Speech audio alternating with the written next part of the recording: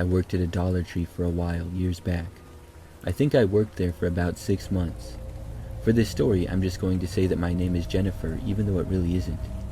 When I worked at Dollar Tree, I was mostly a cashier. One night, this creepy guy came into the store. I'd been working there for a few months to that point, and sometimes I had to close the store by myself. The store didn't typically get that busy, especially later at night, so I was working by myself this time. The reason I say the guy who came in was creepy is because that's the feeling I got right away.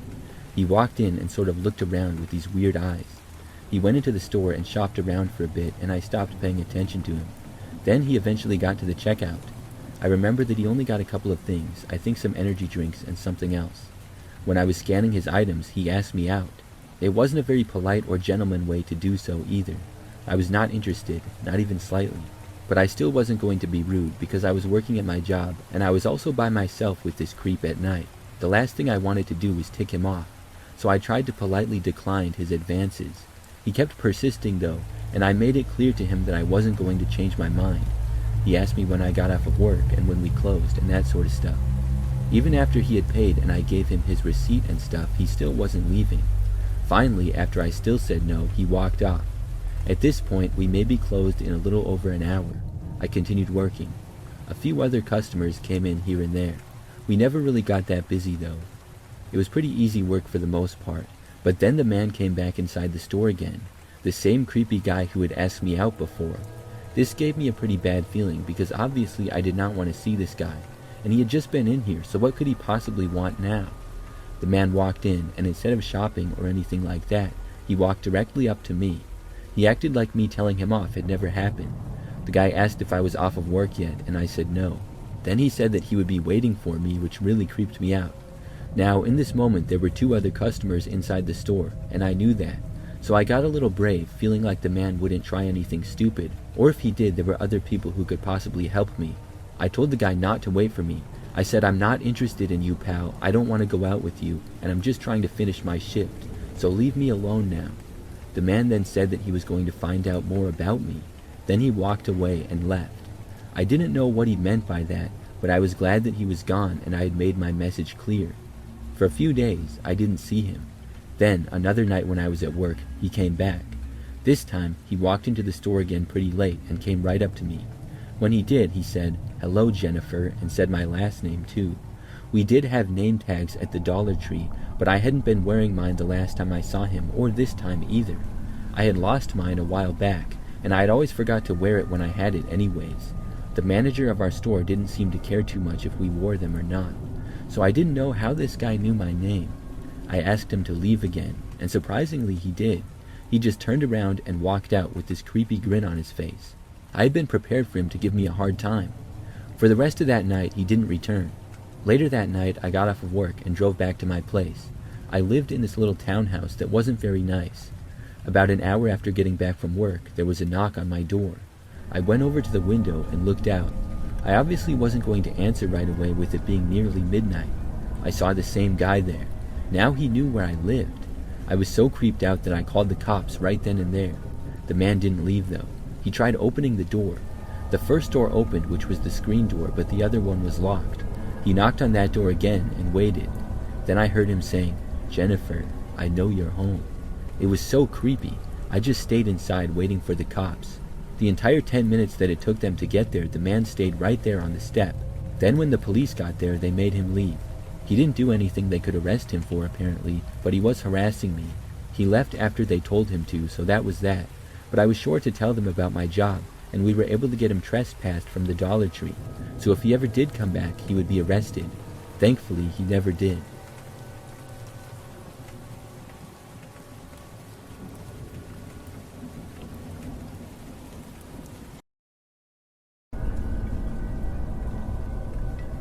This story is not super creepy, and at the time, I wasn't that concerned about it, but years later, I do find it weirder than I did at the time. This happened when I was 16.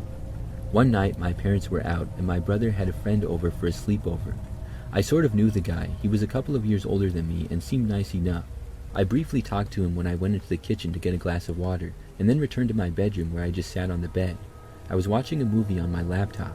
The lights were off, and I had my headphones in and didn't really pay much attention to my surroundings. For some inexplicable reason, I looked up from the screen and I noticed a shape sitting on the floor. I don't know why this didn't freak me out. I was kind of tired and not thinking straight, so I simply switched on the light and spotted my brother's friend cross-legged on the floor grinning at me. I felt a little bit uncomfortable, but mainly because I was wearing very short shorts and my bedtime attire.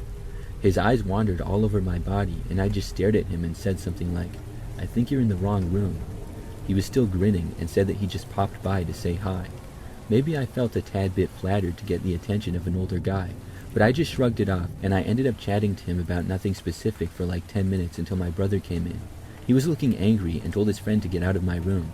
The next morning I bumped into him again as I got something out of the fridge. He appeared out of nowhere and stood right behind me, smelling my hair. At that point I was still not creeped out, as he was obviously trying to flirt with me. I didn't flirt back, mainly because I didn't know how to flirt anyway. However, I kept getting prank calls from then on. Somebody always called the landline asking for me, and when I said hello and asked who was there, I only heard heavy breathing. Until one night when the voice responded and said something very inappropriate to me. Maybe the guy didn't realize, but I recognized his voice immediately. It was my brother's friend, so I hung up. I was too embarrassed to tell my brother about it, thinking that he wouldn't believe me. The prank calls stopped after a couple of months, and my brother finished school, moving to another city and losing touch with that friend. I casually asked my brother about him one time, and he told me that the friendship fizzled out because he was acting like a pervert and had been accused of something terrible by a 14-year-old girl from their school. I think I was too naive to recognize a predator back then, but now I do.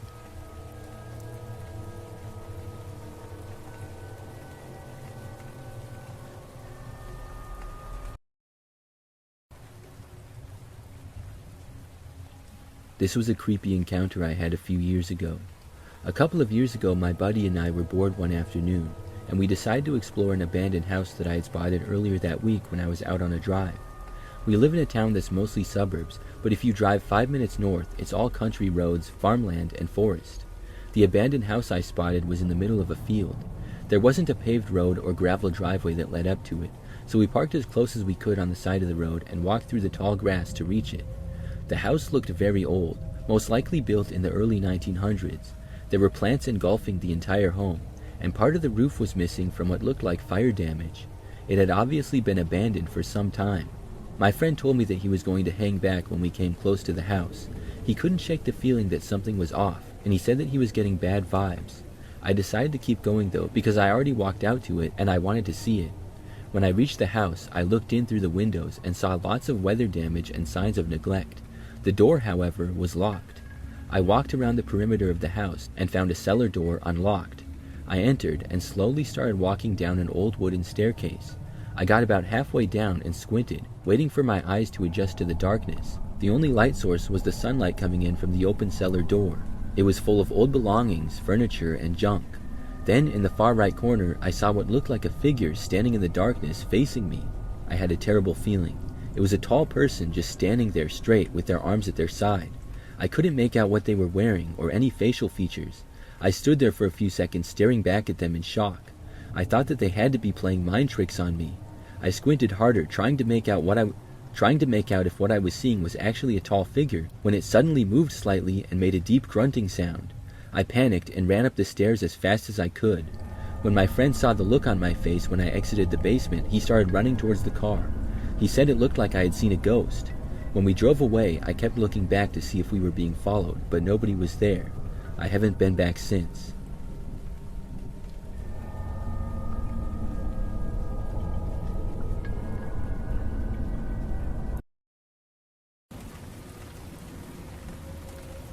This is something that happened not too long ago. I live alone in an apartment building. I live not that far away from this dollar store that's down the street. One nice afternoon, I walked there because it only takes like 10 minutes. I was just getting a couple of things, and after arriving, I shopped around like normal. There were a few other people there, but I didn't pay any attention to them. I went around, got what I needed, and then paid for it. After leaving the store, I was going to walk back. Overall, things were pretty calm and quiet around the neighborhood. I started walking on the sidewalk to go back home. When I just passed the dollar store, I heard this car leaving, I think the dollar store parking lot. It turned, and it seemed like it was going to drive past me. However, it did not. Instead, it got really slow and then started driving even with me. I looked over and didn't recognize the car or the driver. Some guy was driving, and then he rolled down the window. Then he told me to get into his car. He did not seem friendly, but it was more like an angry command. Obviously, I was not going to do that. I asked who he was, and I walked faster. The guy kept up with me and kept insisting that I get into his car for some reason, but he didn't say who he was or anything. So at the next street, I took a left, even though I wasn't supposed to. The car took a left to keep up with me.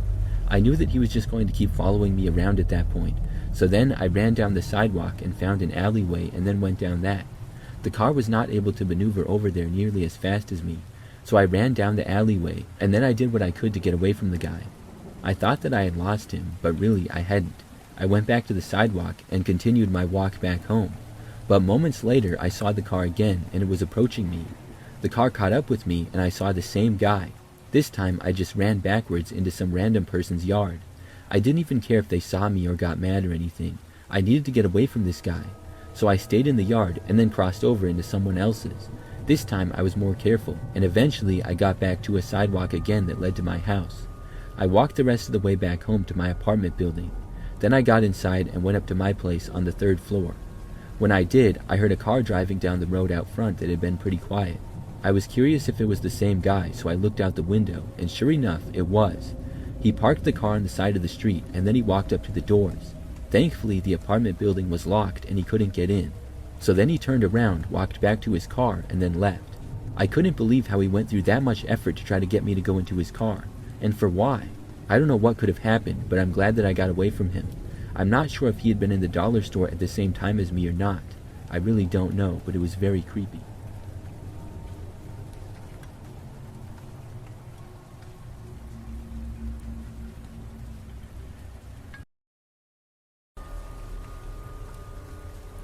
When I was around 10 years old, I had been invited to a sleepover for the first time at my friend's house.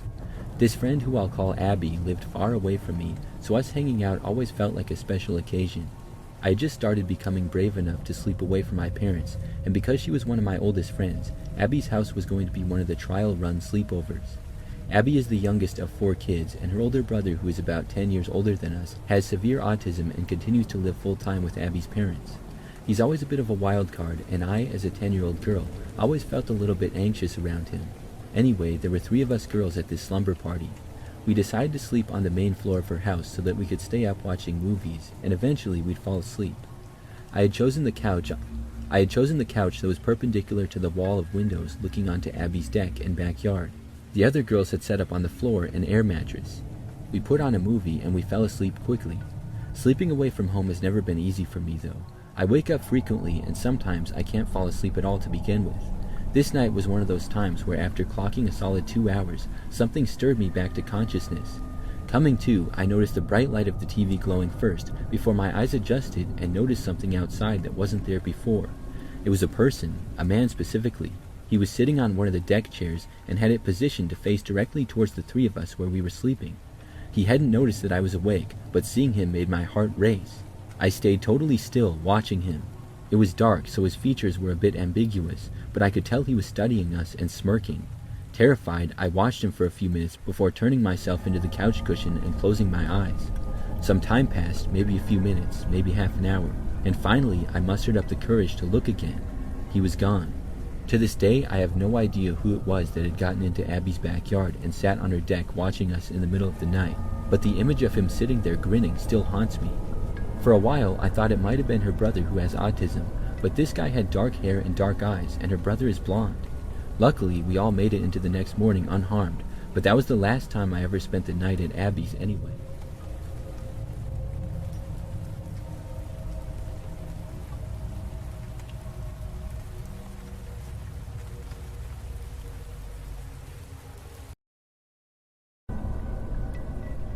Back when I was in my early to mid-teens, around 2007 or 2008, a bunch of friends and I would regularly hang out at an old abandoned school. It was a very small school with only 8 classrooms, a teacher's room, a cafeteria, and 2 bathrooms, and there was also one room that we had no idea what it was since it was always locked. The school hadn't been able to keep up with the growing town and the large number of newcomers that followed with it. The school was closed in favor of a newer and bigger school building by the end of the 1980s. Most of the place was boarded up completely, but you could enter through a window in one of the classrooms where the board had been ripped down. Our routine was always the same. Whoever of us got off school first would go down to the building and go through the different rooms to make sure that everything was empty and safe. The building had earlier been known as a local spot for drug addicts, and used needles was such a common sight for us at this point. So this one day, my friend and I were the first to get out of school, and per usual we took the walk down to the building. Upon entering and stepping out of the classroom and into the hallway, we immediately saw a large man. I remember him as quite huge, but that might possibly be how he appeared to us as kids. My friend let out a huge scream. The man did not appear shocked or scared. He didn't seem to react to us, but he turned to look at us and then spoke. He said one of our friends' names and asked if we had seen them. We told the guy that we hadn't seen anyone and only just got there, to which he sighed and shrugged. Then he pushed past us to leave the same way we had just entered. Now, our friend has an unusual name, so the chances that this guy was just looking for another random guy who just happened to have the same name were low. None of us had never seen this guy before, and I happened to know most of my said friend's family as well. We both described what the guy looked like to our friend, and he didn't seem to know who this guy could have been either. So for the next few months, we were too scared to go back. We didn't return until about 3 or 4 months later.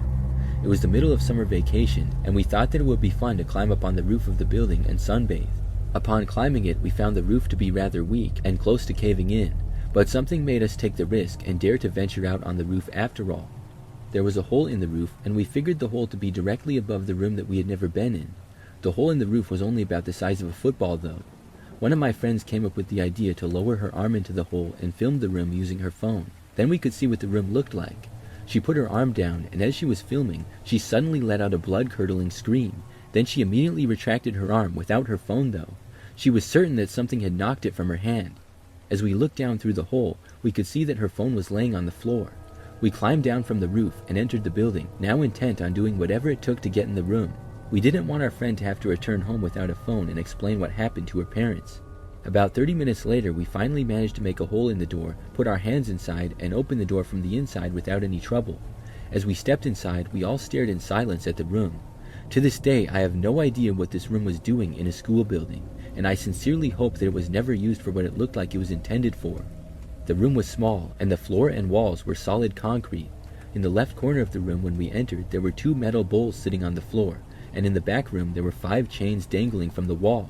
4 of the chains had equal-sized handcuffs on them, and then there was one larger cuff that looked like it would fit around a neck. Needless to say, we swiftly picked up my friend's phone and immediately left the place. However, the room had us both scared and also slightly intrigued, so after some talk back and forth, we decided to go back and look at it again the following day. When we returned the next day, we found the door to be locked once again, and somebody had covered the hole we made in the door with a large wooden board nailed on the door. Once again, we immediately left, and after that visit, we never returned. I have no idea what we stumbled on that day, but I'm certain my days of hanging out at that place is what sparked my interest in abandoned places. Since taking up urban exploring, it's been a dream of mine to go back to that school and check out if that room was still there, but unfortunately the place no longer exists, and the area is now home to a thrift store.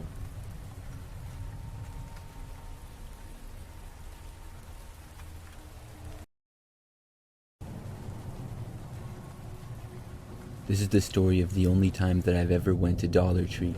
It was years ago now. Up to that point, I just never really lived close to one, and when I was younger, my parents never went there or anything. So when I got older, it was never part of my routine to go to Dollar Tree.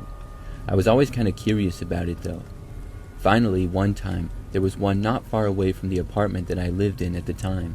I needed to get a few things, and instead of going to my normal store, I decided to go to the Dollar Tree. I wanted to see for myself how the quality of the products were and also how much money I would save by going there. So I drove from my apartment to the local Dollar Tree, which was less than 10 minutes from my place. I arrived at night and parked in the quiet parking lot. It was not super late, but definitely after the afternoon and evening rush. So I got inside the store and it was very quiet there as well. I didn't really see any other people around the store shopping. I got a basket and started going around the store seeing what they had. Overall, there was a good selection, but not a lot of the usual brands that I would get. In the midst of looking around though, I was in the store for maybe 5 minutes before something weird happened. I was in an aisle looking at stuff, and this woman entered the aisle as well. I did not look at her, but it was like I could feel that she was looking at me.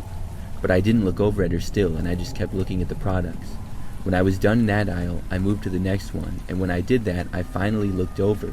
I saw the woman, and she appeared to be looking at me still. So I went to the other aisle and continued shopping, where the woman soon joined me. She didn't get that close to me but kept a distance.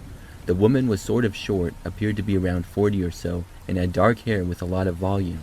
So I just ignored her really, but it seemed like everywhere that I went she would trail behind me a little ways. I didn't know why this was, but I didn't really want to confront her, so instead I just ignored her really. After a long time of this though, it was getting annoying. Soon enough I was done shopping and I went to check out and leave. I was wondering if the woman would continue to seemingly follow me, but when I got to the checkouts I couldn't see her anymore, so I paid for all my stuff and then I left. I went to my car in the parking lot and put my things inside, and then I got in the car. Right as I started my engine, I saw another car that was in the parking lot driving. I wasn't sure where this car had been, if it was arriving at the Dollar Tree or leaving, because I hadn't been paying attention, but it was approaching my car, so I waited to back out until it passed. However, the car turned, and now it was driving straight for me. The next thing I knew, this car drove right into the back of my car, rear-ending me. It really wasn't that bad of a crash, and I wasn't injured or anything, but it was extremely surprising. Then the car that hit me started to back up. When this was happening, I saw the driver. It was the same woman who had been following me around inside the store. That really shocked me. What was this lady's problem? After crashing into my car and then backing up, she quickly drove off. I stayed and called the police. I didn't have the lady's license plate, obviously. When the cops got there, I could only tell them what I knew. My car was damaged pretty good in the back. Thankfully, insurance covered it. But it was found out later that the woman had been driving without a license and the car wasn't even hers. But that doesn't explain her strange behavior. My best guess is drugs.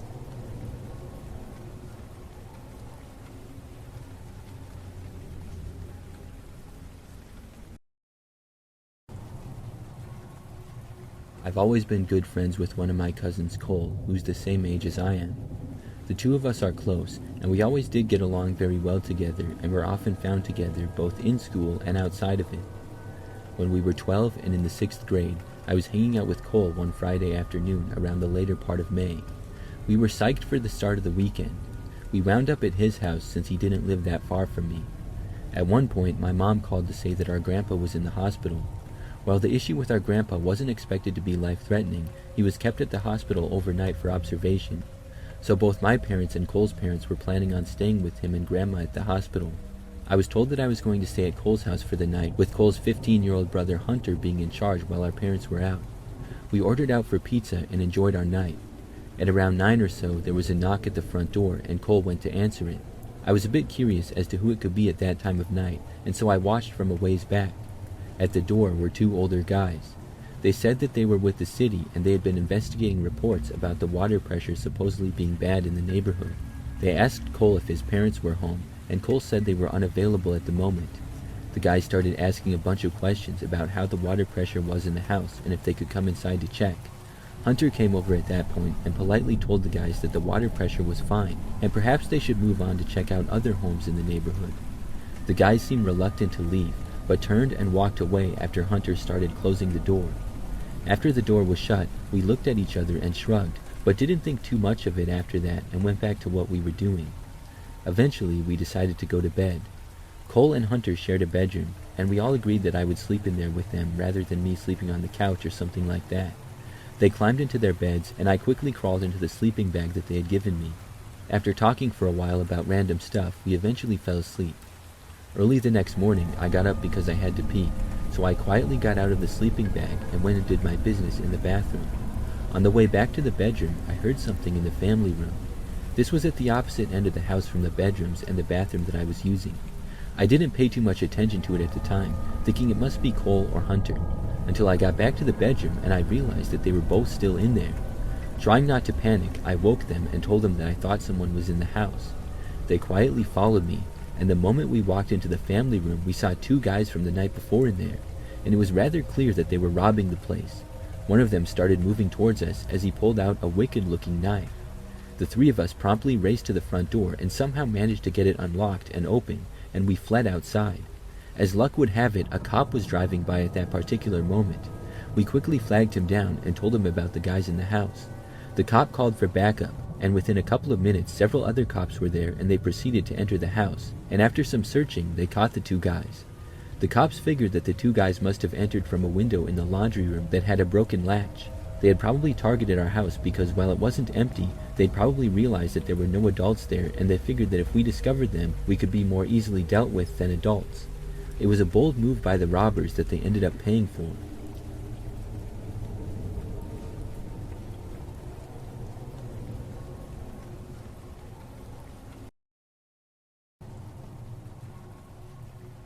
Back in the 1980s, in the small town where I lived, there wasn't really a lot to do. A group of us kids formed, and we would make our own adventures every weekend. I was around 15 years old at the time, and the 7 other kids that I hung out with were around the same age. One weekend, we all met up at a nature trail to just walk and joke around. As we were walking along the trail, somebody mentioned that there was an abandoned honor farm not too far from where we were. An honor farm is basically like a prison farm where inmates would live and work. We all thought that it was a good idea to go there and check out this scary and mysterious abandoned building. We walked for about a mile when we reached it. We had heard stories of scary stuff that had happened to other people at the honor farm, and therefore I was excited to explore it, as some lore had been built around it in our town. We arrived at the notorious building, and we all ran inside and split up as we explored it. My very best friend and I headed up the concrete stairway to the second floor. When we were inside, we noticed that there was graffiti splattered all over the walls, so we knew that many other people had also been there exploring. We came to this one room that was completely dark, and we stood outside the doorway because we were too afraid to go in. At this point, 2 other guys from the group showed up, and we dared them to go in. One of the guys looked at us and rolled his eyes, and then just walked into the room as he felt along the wall to guide him. He was in the room for what seemed like a few minutes. Suddenly, he jumped out with a scary boo as we all jumped backwards and then laughed at what he had done. At that moment, he looked down at his hands, and they were covered in what looked like blood from when he dragged his hand on the wall to enter the room. "It's probably red paint," I said, but I saw that he appeared scared, and I suggested that we go back down to the first floor. All 4 of us ran back down the stairs, and we met the others in the hallway right off the staircase. One of the guys in the group was a joker. We all told him about the red gunk on the guy's hands from that room in the second floor, and he started to joke about it as we all laughed. As everybody was standing there and listening to the guys joke around, I turned towards the main foyer that was just feet away from where we were standing. As I looked, I suddenly saw a man walking through the foyer. He walked at an angle, sort of left to right with confident strides. He was very tall, and he didn't even turn and look at us. He was wearing a long overcoat that had a hood that was pulled up over his head. He was well dressed and wearing nice shoes. I don't remember why I noticed his shoes, but I took note of them. He just walked from where I could see him, and then he was out of my view. I interrupted the guy who was talking, and I told him what I had just seen. Everybody then looked in that direction, but nobody could see the man. We all decided that we should leave, and we started heading back to the area where we had been dropped off by our parents. As we walked, we forgot all about the possible blood on the one guy's hands and the man that I had seen. We were just joking around and having fun as we walked back. That night, I spent the night at my friend's house. They had a rabbit pen in their backyard with several adorable rabbits that my friend's mother had taken in and fed after they were abandoned as babies. The next morning, we got up and went into the kitchen where my friend's dad told us not to go out into the backyard. We pressed him as to why we couldn't go back there, and he told us that somebody had come into their yard that night and cut off the heads of all the rabbits. He said the strangest part was that there was no blood at all. It was almost as if somebody drank the blood right after chopping their heads off. Right away, I knew that somebody had followed us from the honor farm, and that same person, or whatever I had seen, had been the one who had killed the rabbits like that. Something was seriously up with that place. It has since been torn down, and nothing remains of that old building. There were so many scary stories coming out of that place that the city decided to level it. After experiencing it myself, I believe that all the stories I had heard about the abandoned honor farm were most likely true, and that there had been some sort of pure evil associated with that building.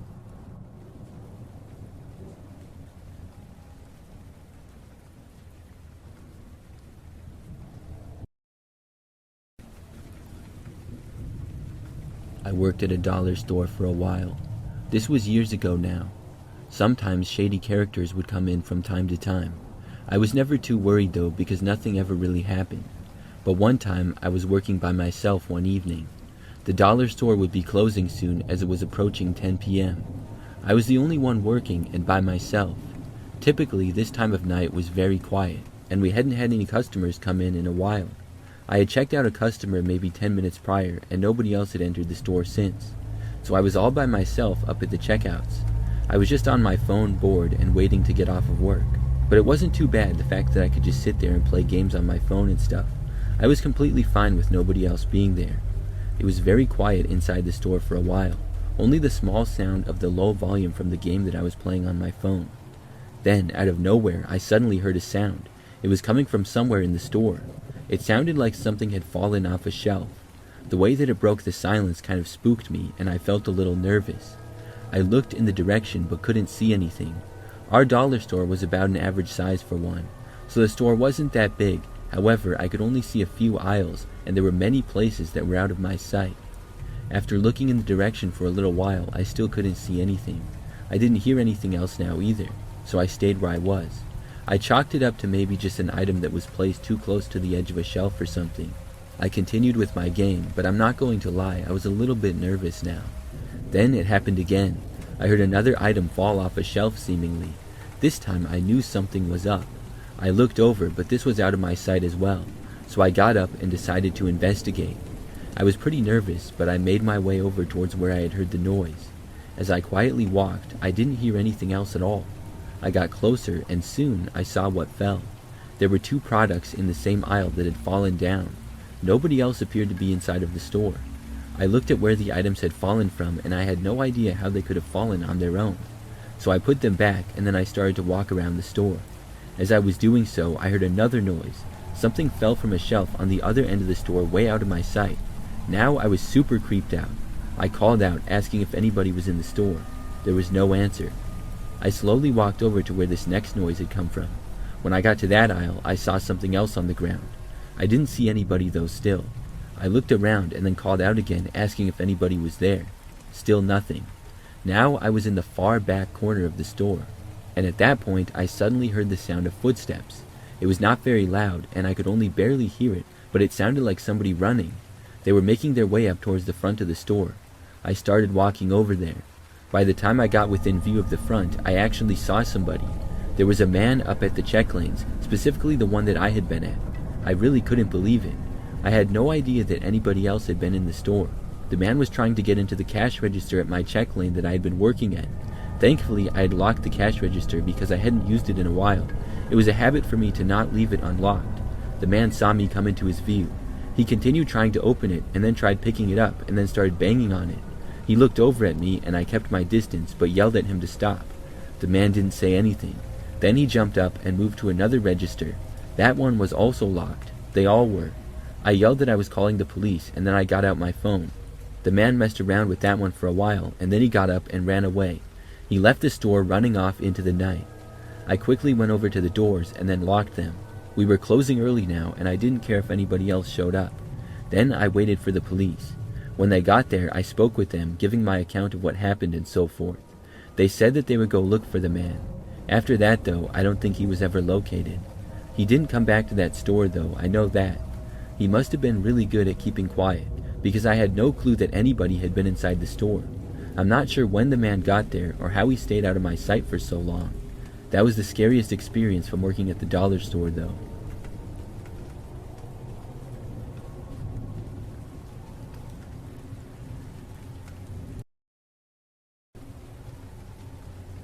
This happened to my cousin and I when we were 14 years old. If you were to ask how many times my cousin's parents bounced from house to house, he would just shrug his shoulders. That's how often his parents would move. His parents were a little bit weird, always constantly moving and leaving for business trips. I remember this day like the back of my hand. It was very hot, almost 100 degrees. I used to have sleepovers at his house whenever I could get the chance, and this was no different. I arrived at his house in the early hours of the afternoon, and as expected, his parents were away on a business trip. We opened some of the windows so that we could let the hot air out. Granted, this probably didn't help the case at all and most likely made it worse. We turned on each fan to max blast and went upstairs to play video games on his Xbox. We played for at least an hour or two, and eventually we both got hungry. We agreed to go to the spot that was a 10-minute walk from his house. We got dressed, and before we left, we closed some of the windows. That way, if anybody were to drive or walk by, they wouldn't just hop in through an open window. We ordered our food and quickly headed back home. When we got home, we sat in the living room and watched YouTube and whatnot while we were eating. We sat there for a good hour or two before we headed back upstairs to his room, and at around 7 or 8 p.m., we closed each window as it was getting dark out. Later that night, I was thirsty and decided to go downstairs to get myself a cup of water before bedtime. It was around 10 p.m. at this point and I was getting tired, so I quickly filled my cup and then headed back upstairs. My cousin was already in bed scrolling through social media and whatnot. He eventually fell asleep, but I couldn't fall asleep because of how incredibly hot it was. I'm not sure how long I laid there awake, but sometime later I heard footsteps moving around downstairs. At first, I chalked it up to his parents coming back early from the business trip, but the footsteps kept pacing between one place. I heard drawers being opened and rummaged through, as well as footsteps going between the living room and the guest bedroom downstairs. I walked over to my cousin and shook him awake. After confirming that his parents were not supposed to be home yet, I quickly tiptoed to the door and locked it. Just as I was about to walk away from the door, I heard it. Footsteps coming slowly up the stairs as if they were trying to be quiet. I knew my cousin heard it too because as soon as I turned my head to look in his direction, he was already quietly turning to the window to unlock it. We were trying to lift it up, but the window was so old that it wouldn't budge. We were grunting as quietly as we could, but it wasn't quite enough. We heard the doorknob trying to be turned, but it obviously was locked. I think this angered the person on the other side, because when they saw the door didn't budge, they started kicking and ramming into it. Now that the clock was ticking, adrenaline kicked in, and we finally got the window open. I yelled at my cousin to go out the window, and he leaped down onto the grass. It was my turn now, and I peeked my head over the edge and saw the fall. It had to be about 10 to 20 feet. Suddenly, I heard the door being opened. I didn't think twice and just threw myself out the window. I landed on my arm and backside. We looked up and saw a man with long, messy hair and his eyes wide staring at us from the window we had just jumped from. We quickly got up onto our feet and we bolted to the neighbor's house where we used their phone to call 911. Police showed up minutes later and investigated the house. They searched every room and every hiding space there could be, but the man was nowhere to be found. He was already long gone. Later, I found out from paramedics that I had sprained my collarbone and bicep. Thankfully, nothing more serious than that. The police took information regarding what happened and took a description of the man. My cousin and I both assumed that when we left to go get food or whenever we went downstairs and before we closed the window, the man simply just climbed through and hid in the basement. He must have been waiting until we fell asleep to rob us, or maybe worse.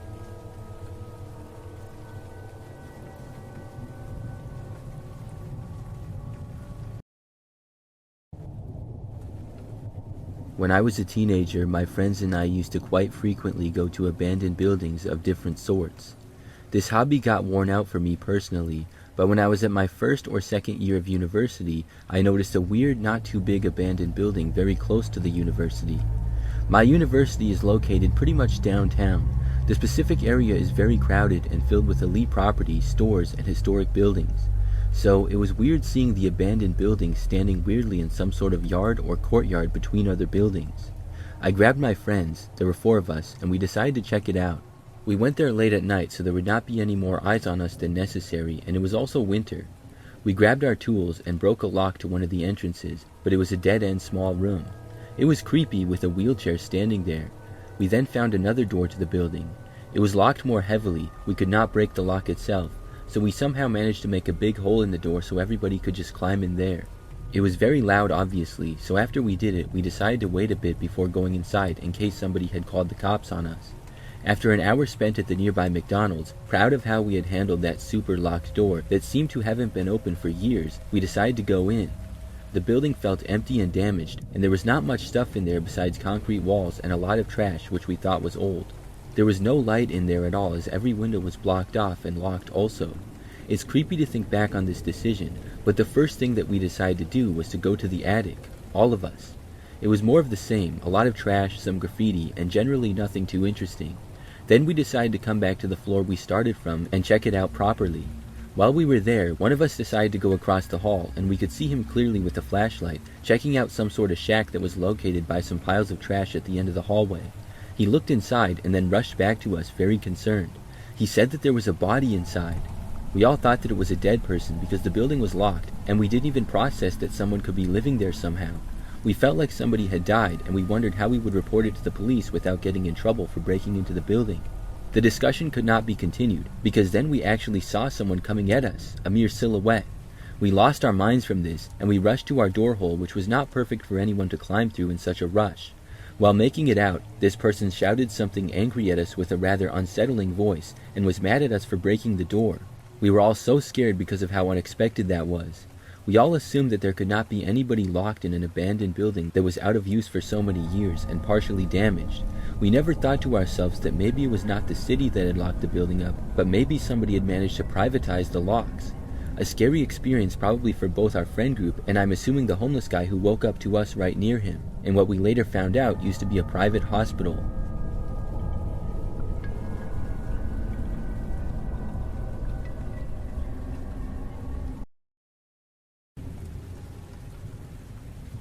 This is my crazy experience from when I went shopping at Family Dollar one time.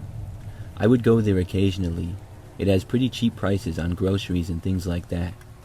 So I went there one day, got a cart, and then started shopping inside. It wasn't too busy. There were a few people here and there, but not that many. I was getting mainly groceries, but a few other items as well. As I made my way around the store, things were going good. Soon I reached the far back of the store. At this Family Dollar, the far back was where the refrigerated and freezer items were. So I was looking through the food there, and I spent a couple of minutes in that area. As I was doing this, I ventured a few feet away from my shopping cart to get something. That's when I noticed something really strange. I saw a man was on top of one of the freezers. These things are like 7 or 8 feet tall, but there's a gap between the top of them and the ceiling. The man had been lying down on top of one of them, almost completely hidden from anybody's view. I had no idea why he had been up there. He wasn't a worker or anything. Was he hiding from someone, or just being weird? After getting up, he stood on top of the freezer and looked around. I couldn't help but stop and watch him. He looked at me, and I asked him what he was doing up there. The man said something, but I couldn't understand him. He had a sort of dirty and disheveled look. Some other people nearby started to notice the man. We stood and watched him now walking across the tops of the freezers in the back of the store. After he made it about even with my shopping cart, he stood there, and then he suddenly jumped down. He jumped directly into my cart. He was too big to land in it though, so the cart tipped over and fell to the ground. It also caused a bunch of my items to fall out of the cart as well. It made a loud noise, and if anybody else wasn't already looking at the man or in this direction, they were now. I was at a loss for words and just stood there in disbelief at what I was witnessing. The man was not hurt despite taking quite a fall. He got up right to his feet and then started jogging away to the front of the store.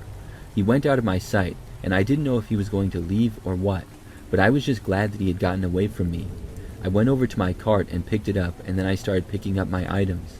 Some of the nearby shoppers made some comments about what had just happened. After picking my cart back up, I continued on. In doing so, I heard some shouting from the front of the store. The employees were trying to make the guy leave, it seemed. I was really curious at that point, so I couldn't help but make my way a little closer to the front to see what was going on. There were 3 employees near the guy. They were practically begging him to leave the store. The man finally turned and jogged off out of the doors. I watched him go to a car and then get inside and then drive off very quickly. When he was finally gone, I think that everybody in the store let out a sigh of relief. The guy seemed like a loose cannon. I was able to finish up my shopping at that point. I spent maybe another 5 minutes getting things and then went up to the front and checked out. After that, I left the Family Dollar. As I was driving home, something crazy happened though. I first stopped off to get gas, and then I made a quick stop at another store. Then I was actually going back to my house. I noticed up ahead on the road several police cars. There was an officer standing there waving me to the side of the road. I saw another one up ahead holding the spike strip things that the cops use to stop cars. I pulled over, and then I heard sirens behind me as well. I looked back and saw lights. Then I saw a car come zooming up behind me on the road. It was the same car that the guy had gone into. This must be him. He was speeding, going way too fast. He went right past me, and then the cop tossed the spikes, which the man tried to avoid but ran over. And in trying to avoid them, he also lost control of his car and spun out. At least 5 police cars then cornered him in. I watched the man get out, and it was the same guy from the Family Dollar. The police arrested him, and I was able to go home. It was really crazy how I saw the guy again. He must have left Family Dollar only to lead the police on a crazy chase. That was a very memorable trip to the dollar store.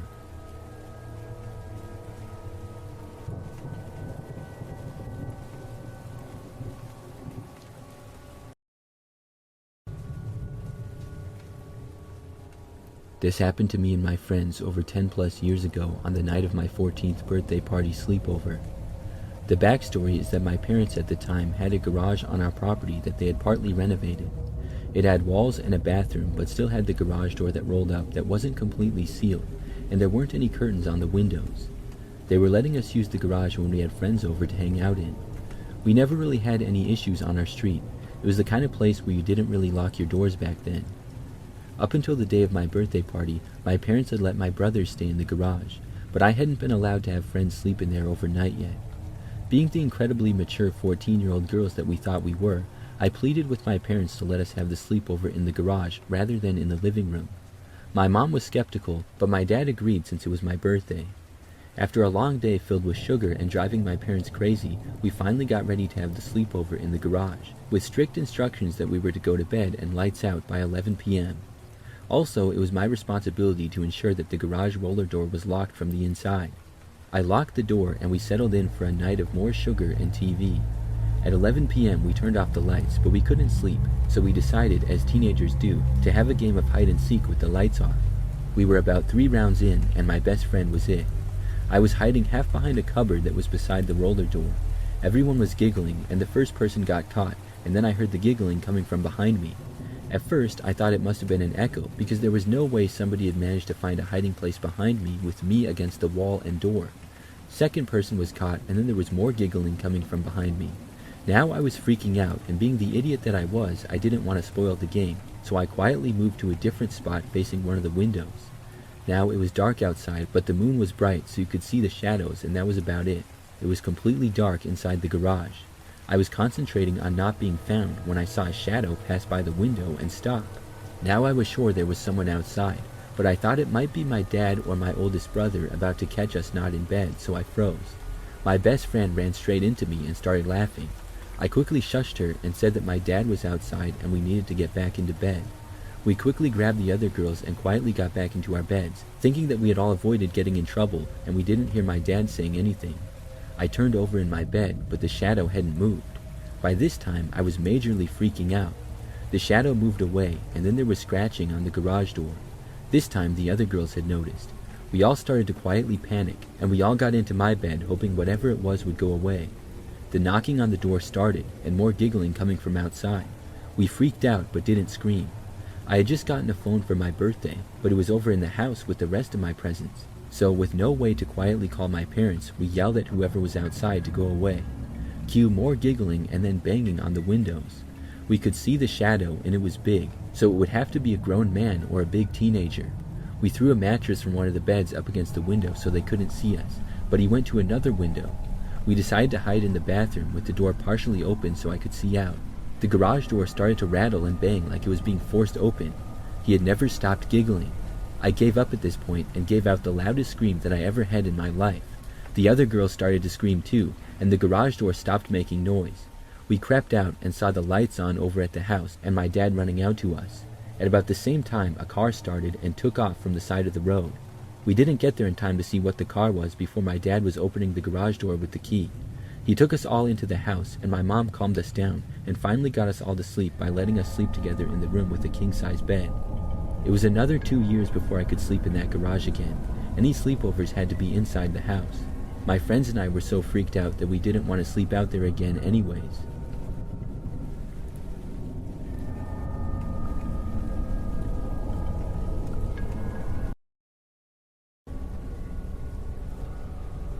In 2010, when I was 15, I became interested in urban exploration photography. I absolutely loved seeing the beautiful, eerie photos of abandoned shopping centers and hearing about all the awesome vintage stuff people would find at these places. I was originally thinking of going to a famous local abandoned mental asylum.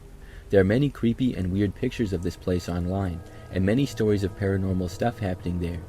About a week before my best friend Anna and her boyfriend Garrett and I were going to go, I was talking to an acquaintance, Selena, at a party who warned me off.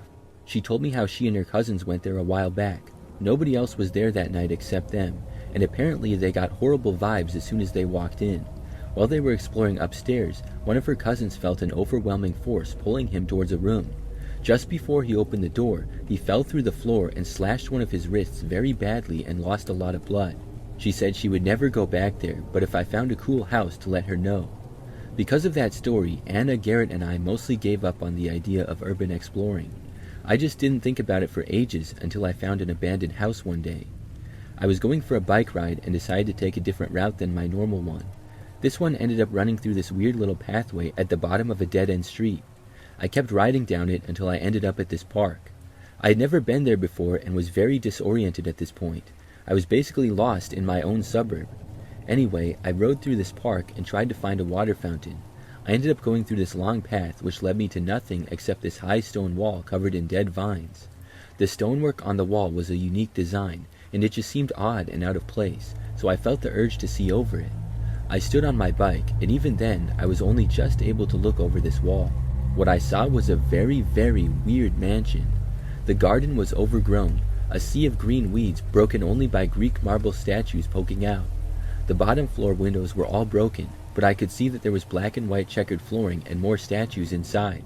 The windows at the top floor were boarded up, except for one that had curtains. There was also a fountain in the garden that was all cracked too. It was the oddest and most out-of-place house I'd ever seen, and my instant urge was to photograph it, but I didn't have my camera or my phone. So I rode back through the park and picked a house number to remember, and managed to make my way back home, even though I got really, really lost. I instant messaged Anna and Garrett as well as Selena, the girl I met at the party. I told them I found this incredible abandoned house and we needed to check it out. My best friend immediately got super excited because the plan was we were going to start a blog and she would write about places we explored and I would take the photos, and her boyfriend was excited because he was super into horror movies and wanted to film stuff. Selena was a bit reluctant. She said that the statues sounded kind of creepy, but eventually she decided she would come. We planned to go on a Saturday night because Garrett wanted to film at night, and we were all scared of being seen by people in the park, so it seemed logical. We met at Anna's house, and Garrett brought his dad's trailer to bring a ladder so we could get over the wall. I was nervous because it hit me that we were breaking in and trespassing, and if we got caught, my parents would flip out and never let me go out again. So we left Anna's house at midnight and made it smoothly to the house number I'd remembered. This is where we encountered our first problem, because I led us down the wrong street, and it took us a half an hour to find the park, and Garrett was carrying this heavy ladder and getting really angry. We finally found the park, and I just remember feeling a bit uneasy. It was very, very dark. No lights in the park or street lights were on, and it was very still and quiet. We found the path and walked down, and sure enough, we reached the wall. We were ages away from the car by now. I had assumed it was quick, but I'd been biking the last time and not carrying a ladder and a camera. We climbed the wall and then sat at the top, pulled the ladder up, and climbed down it into the garden. As soon as we set foot in this garden, I was just filled with dread. I think we all were. The statues were very creepy and human-like. Up close, their faces were just wrong-looking, like features were weird sizes, and they looked really unsettling, like their arms were twisted weirdly. We were completely silent. Garrett was filming, and I was taking pictures. We reached the back door, and it was unlocked. Anna mentioned to us that it was strange that the door was unlocked, and we all agreed, but we went in anyways. Once we stepped inside, we were in this huge empty room filled with objects, clearly statues covered in sheets. Garrett pulled a sheet off one, and we all screamed. It was a Greek statue with a horrible human-like face painted on, grimacing. Selena wanted to leave at this point, and I didn't mind that idea, but Garrett convinced us to check it out a little more. He said that probably other kids had been through there as well, exploring the unlocked area and painted on the statue. We weren't going to split up and walk back through the garden alone, so we continued. We kept walking through the house, and I was shaking too much to take pictures. We passed empty room after empty room, all filled with sheet-covered statues. We reached the bottom of a marble staircase. Once we got to the top of the staircase, it was clear that something was very, very wrong with the house. There were no doors except for one at the end of a hallway, but every room was filled with odd, wrong-looking furniture. Chairs were painted red in a pile in one room, and tables that were too high and painted odd colors as well. Something was really off. We opened a cupboard in one room and screamed at a horrific life-size mural of some sort of bizarre person with inhumanly long teeth and hands. At this point, even Garrett was freaking out. He was like, let's just check out the last room and then get out. So we all walked slowly towards the door. Inside was a nursery which had a black crib with old wooden toys. I can't recall what the toys were, maybe puppets. There were strange paintings of horrifying clowns like the other mural we had seen earlier. We didn't even step inside the room. Garrett said that we should leave right now and that the place wasn't safe. As soon as we all got downstairs again, we froze because one of the statues had moved up against the wall. We dropped our stuff and ran to the door. Garrett had to kick the door open because somehow it was locked now, and we ran through the horrible garden to the wall. I remember that when I was nearly at the wall, Selena just screamed, and we all turned to see a light was now on in the nursery room. We scaled the wall and jumped down, not even bothering to grab the ladder. I sprained my ankle on the jump, but I didn't look back as we all ran through the park. We got into the car, and everyone was crying and covered in cuts and scratches, and my ankle was swelling already. Selena already didn't know us that well, and after that night she deleted us all off Facebook, and I never saw her again. I had horrible nightmares for a month afterwards, and my ankle has never been the same. Honestly, I feel like we were in the presence of someone or something very evil.